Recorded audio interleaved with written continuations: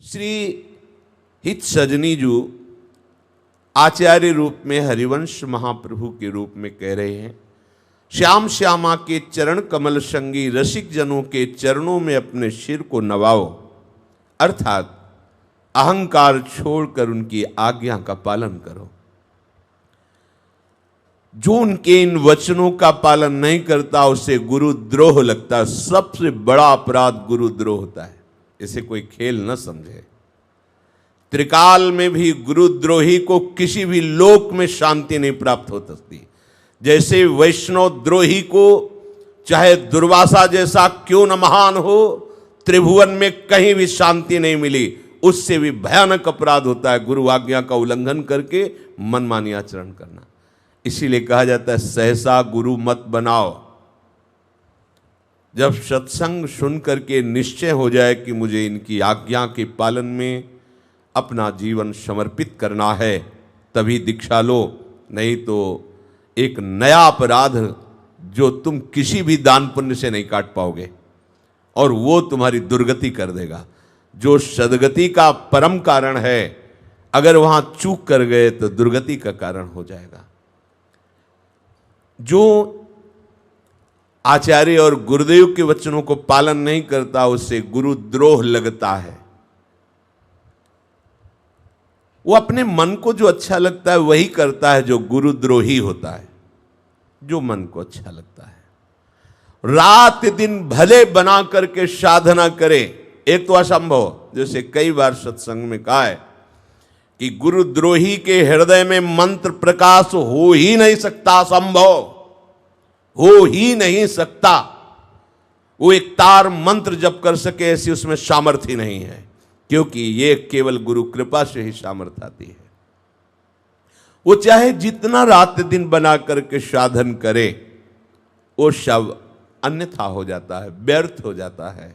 यह है अधर्म, यह है सब हानि। जो इस प्रेम धर्म के अनुयायी हैं उनको इस बात से डरते रहना चाहिए, सावधान रहना चाहिए कि गुरुद्रोह कहीं जीवन में हमारे माथे पे न लग जाए।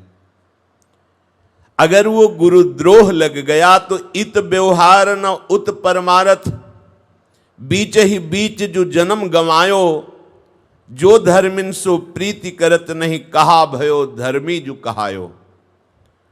जो गुरुद्रोही होते हैं उनको इस प्रकृति की वस्तु व्यक्ति स्थान दंड देना प्रारंभ कर देते हैं।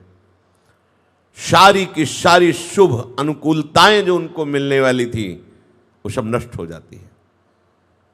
संत अवज्ञा तुरत भवानी, कर कल्याण अखिल के हानि। साधु अवज्ञा तुरत भवानी, कर कल्याण, जितने कल्याणकारी शुभ कर्म पीछे हुए सब नष्ट हो जाते हैं। कि सुकृत बहु जन्म के क्षण में डारे खोए। अब वो बुद्धि भ्रष्ट होती चली जाएगी, ऐसे आचरण बनते चले जाएंगे। गुरुद्रोह तो लगा ही है, ऐसे आचरण बनते चले जाएंगे जिससे उसका निस्तार होना बहुत कठिन है। उनका न व्यवहार बन पाता है और न परमार्थ। ये खूब दौड़ लगाते हैं पर मंजिल इनको नहीं मिलती, न व्यवहार की न परमार्थ की। बीच ही बीच में वो अपना जन्म गंवा देते हैं। उनके हाथ में न व्यवहार लगता है न परमार्थ लगता है। जो उपासक भगवत प्रेमी महात्माओं से प्रीत नहीं करते वो व्यर्थ में वैष्णव कहलाते हैं, वो व्यर्थ में भक्त कहलाते हैं, वो व्यर्थ में प्रेम धर्मी कहलाते हैं। करो श्री हरिवंश उपासक संग, जो प्रीति तरंग सुरंग बहो। करो श्री हरिवंश की रीति सबे, कुल लोक विरुद्ध जो जाय सहो। यदि तुम अपने जीवन को सार्थक करना चाहते हो तो जो प्रिया प्रीतम की प्रीति तरंग में जिनका हृदय बह रहा है, द्रवित हो रहा है, ऐसे उपासकों का संग करो। यदि तुम प्रियाजू की शरणागत हुए हो तो ये लोकातीत और वेदातीत मार्ग है। तुमने अपनी कुल परंपरा, वेद परंपरा का त्याग करके इस प्रेम धर्म का वर्ण किया है, तो तुम्हें सब कुछ सहन करना होगा। सहत सहत बाढ़े भगति। ये जो मन अहंकार से युक्त होकर मैं कर लूंगा, वो केवल पार्थिव क्रियाएं होंगी, आध्यात्मिक उन्नति नहीं होगी। लोक और व्यवहार की विरुद्धता को सहने की सामर्थ्य रखो, मन के मार को सहने की सामर्थ्य रखो, और अपने आश्रयदाता के द्वारा बताई हुई उपासना पद्धति में अपने चित्त को जोड़ दो। करो श्री हरिवंश की रीति सबे। हमारी रीति है सब जीवन सो प्रीति, सबका मंगल हो, सबको सुख हो, किसी का विरोध नहीं, पर आठों पहर ममता केवल लाडली लाल से, समता सब संसार में, ममता नित्य विहार में, बस प्यारी जू और प्यारी जू। जगने से लेकर सोने तक, जीवन से लेकर मरण तक, चेतना से लेकर मूर्छा तक, बस जय हो जुगल जोरी की। बस जोरी स्मरण मत रहो। आचार्य चरण विठल दास जी को पत्रिका में लिखते हैं, ये जोरी सुख बरसत है, ये सुख अमृत स्वरूप है। जोरी स्मरण मत रहो। राधा वल्लभ, राधा वल्लभ, ये अमृत है, इसका पान करो। जितना पान करोगे उतना ये विषय विष नष्ट हो जाएगा। तो संपूर्ण अपनी उपासना की रीति का आचरण करो। शास्त्र कहता है द्वेक्षरस्तु भवेन मृत्युस त्रेक्षरम ब्रह्म शाश्वतम ममेति च भवेन मृत्युर न ममेति च शाश्वतम। ये दो अक्षर मृत्यु लोक में किसी भी वस्तु, व्यक्ति, स्थान को ये मेरा है ऐसा स्वीकार करना मृत्यु है। ये शास्त्रज्ञ महापुरुषों के वचन हैं। प्रभु के सिवा किसी को भी मेरा स्वीकार करना दुख है, बंधन है। देखो, इसी मम शब्द का त्याग करके भरत जी महाराज गंडकी नदी के पास भगवत आराधना में तन्मय होने के लिए प्रयासरत हैं। हिरण का वो घटना, उसके बच्चे को निकालना, उसके बच्चे में ममपन हो जाना, ममता हो जाना। देखो कैसी मृत्यु का स्वरूप वर्णन करते हैं कि जहां हरि प्राप्ति के लिए अपने स्वयं पुत्र को, पत्नी को, राज्य को त्याग दिया, नमम, वहीं ममता चूक हो गई, हिरण के बच्चे में हो गई, तो अगला जन्म हिरण का बन गया। यहां किसी भी वस्तु, एक संत प्राण त्याग रहे थे तो उनकी आंख ऐसे खुली थी, आम का पेड़ था, ऊपर आम का फल बड़ा पका हुआ लगा था, मृत्यु उसमें टिक गई, शरीर छोड़कर उसमें कीड़ा बन करके उसका रसास्वादन करना पड़ा। एक संत की 2 अशर्फियां गीता जी जिसमें बांधते हैं उसमें रख दिया था कि संत सेवा करेंगे। मरते समय वो मेरी 2 अशर्फी उसमें है, कैसे बता पाऊं अपने शिष्यों को, और मूर्छावस्था को प्राप्त हो गए, फिर मृत्यु अवस्था को, तो उसमें सांप बनकर बैठ गए। ये घर मेरा है, राधा बाबा के चरित्र में आया, तो कुत्ते का पिल्ला बन करके उसी दरवाजे पे बैठ गए आके। कोई भी वस्तु, व्यक्ति, स्थान प्रभु के सिवा यहां मेरा मानना ही मृत्यु है। अब आप देख लीजिए, आप मृत्यु का वर्ण किए हैं या अमरत्व का। अविनाशी पिता के अविनाशी बच्चा होकर के विनाशी वस्तु, व्यक्ति, स्थान को अपना मान लिया तो मृत्यु को प्राप्त हो रहे हैं, दुखी हो रहे हैं, अशांत हो रहे हैं, जन्म मरण के चक्र को बार बार आप स्वीकार कर रहे हैं। किसी भी वस्तु, व्यक्ति, स्थान, संपूर्ण सृष्टि में दूसरो न कोई, मेरे तो गिरधर गोपाल। मम कहाँ लगा? प्रियाजू। श्यामा श्याम के सिवा मेरा कोई नहीं है।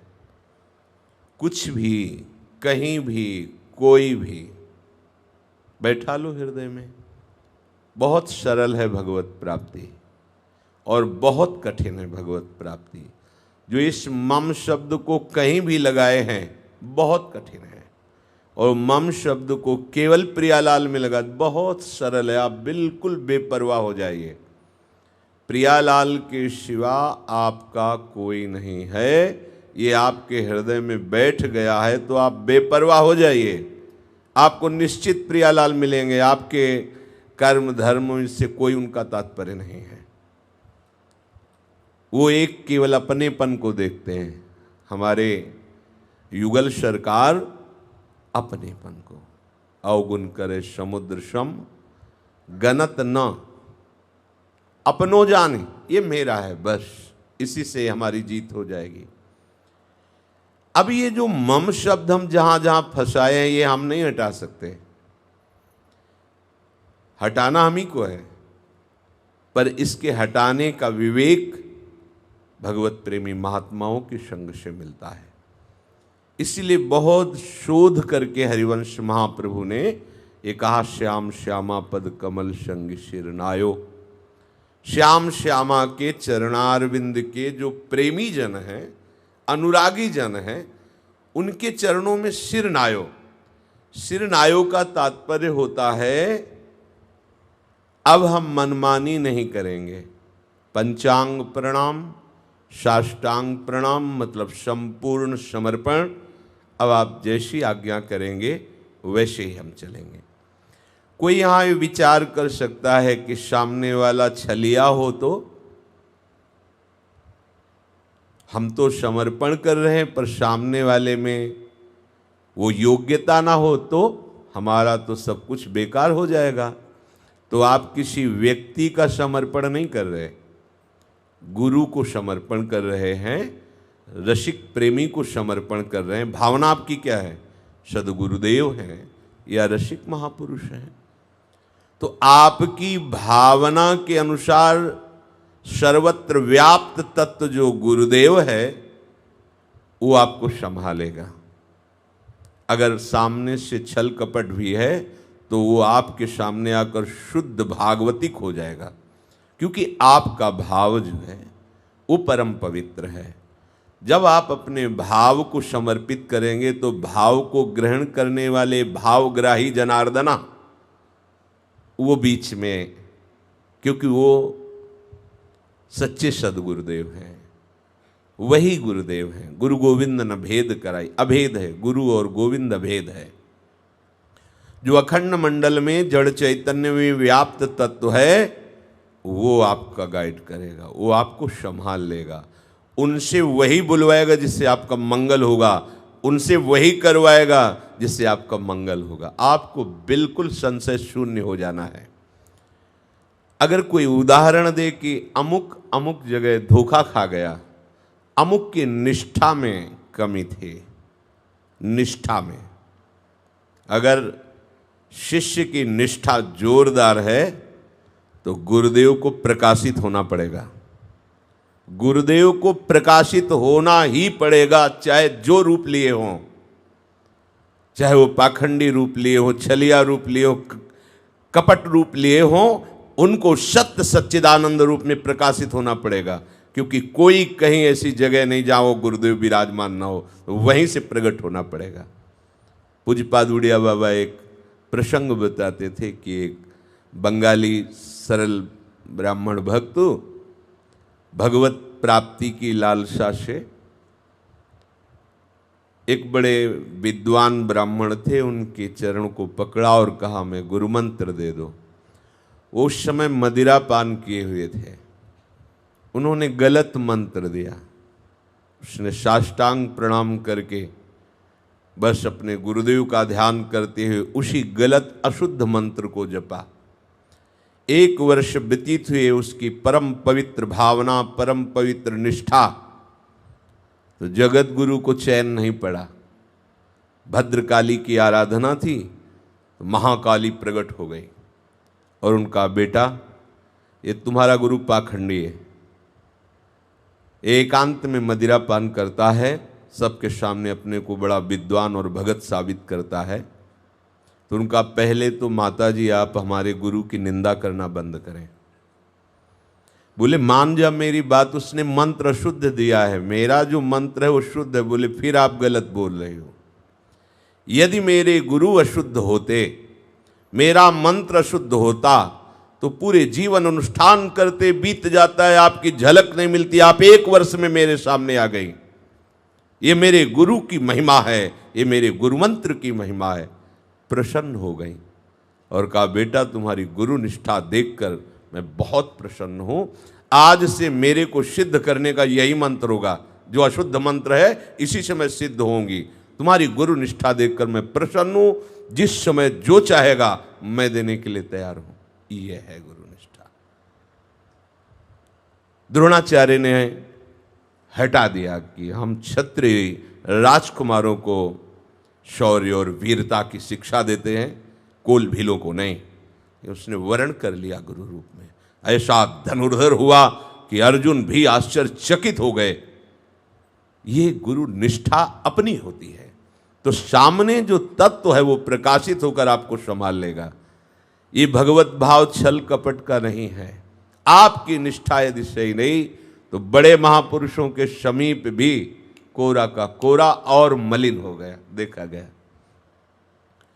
इसलिए श्री हरिवंश जो कही, श्याम श्यामा पद कमल संग शिर नायो, तेन बचन मानत गुरु द्रोही, निश दिन करत आपनो भायो। ये मम और नमम, जब कभी कोई भी भागवतिक संकल्प किया जाता है तो उसके आखिरी में बोला जाता है नमम। ये मेरा नहीं है, प्रभु आपको समर्पित है। ये जो मम वस्तु व्यक्ति स्थान में हमारा लग गया है, ये केवल संग से हटेगा। नित एक धर्मिन संग तो रंग बढ़त नित नित सरस। हमारे रसिक महापुरुष जन कहते हैं ये अहमता ममता ये जग में है दुखदाई, ये जब श्री जी की ओर लगे तो होत परम सुखदाई। कैसे लगेगी श्री जी की ओर, कैसे लगेगी? तो रसिक मंडली में या तन को नीके ढंग लगाओ, दंपति यश गाओ, हर्षाओ हितसो रीज रिझाओ। रसिक मंडली में बैठो, रसिकों का संग करो तो ये अहमता और ममता ये दोनों प्रियाजू के चरणों में समर्पित हो जाएंगी। ना कहो सो बोली वो, ना कोई व्यवहार, अपनी कुंवर किशोरी को जियत निहार। हमें क्या जानना है? नारायण स्वामी जी कह रहे सुने न काहू की कही और कहे ना अपनी बात। कितनी सूक्ष्मता से रक्षा कर रहे हैं महापुरुष के वचन। सुने न काहू की कही, कहे ना अपनी बात, बस नारायण व रूप में मगन रहे दिन रात। रूप छके घूमत रहे, तन को तनिक न भान, नारायण दृग जल बहे, यह प्रेम पहचान। विरह कमंडल कर लिए बैरागी दो नैन, मांगत दरस मधु करी, छके रहत दिन रैन। उनको कोई प्रश्न ही नहीं है, अगर है तो समाधान केवल इस रस के रसिक गुरुदेव से। उनकी बात का प्रमाण किसी से नहीं कि हमारे गुरुदेव ऐसा बोलते हैं, आपकी इसमें क्या राय मरे। उनकी राय पे अश्रद्धा तो वैष्णव अपराध, गुरु के वचन पर अगर अश्रद्धा तो गुरुद्रोह। शांत। हम अपने आराध्य देव, उनके नाम रूप लीला धाम, बस इसमें आसक्त हो जाए। श्री हरिवंश धर्म में जे जानत, प्रीति की ग्रंथि तही मिली खोलत। साधारण भाव में बता रहे हैं, हमारी प्रीति की गांठ बहुत जगह लगी हुई है। जननी जनक बंद सुत दारा, तन धन धाम सुहृद परिवारा, ये गांठ वहीं खुलती है रसिक जनों के संग। उनकी संगति मात्र से ये सब खत्म हो जाता है। जो वैराग्य करना बड़ा कठिन है, हंसते हंसते खेलते खेलते वो कार्य हो जाता है, जिसके बाद हम पीछे सोचते हैं कि छोड़ना क्या, छोड़ने की बात सोचना भी कठिन था, वो सब छूट गया। कैसे छूट गया? बोले रसिकों की कृपा कोर से छूट गया। और असाधारण भाव कि अपने हृदय की प्रेम की धरोहर केवल रसिकों के सामने ही रखे, अन्य जगह नहीं। अर्थात अपने प्रिया प्रीतम की प्रीति की बात केवल प्रिया प्रीतम के प्रेमी जनों से ही करे, अन्यथा नहीं। नहीं तो आप ते जाए, जो औरन ते संभाषण करे तो आप ते जाए, ताते मौन गहनो उचित है। श्री ध्रुवदास जी विचार सिद्धांत लिए, ताते मौन रहनो, मौन गहनो, मौन रहनो उचित है ना।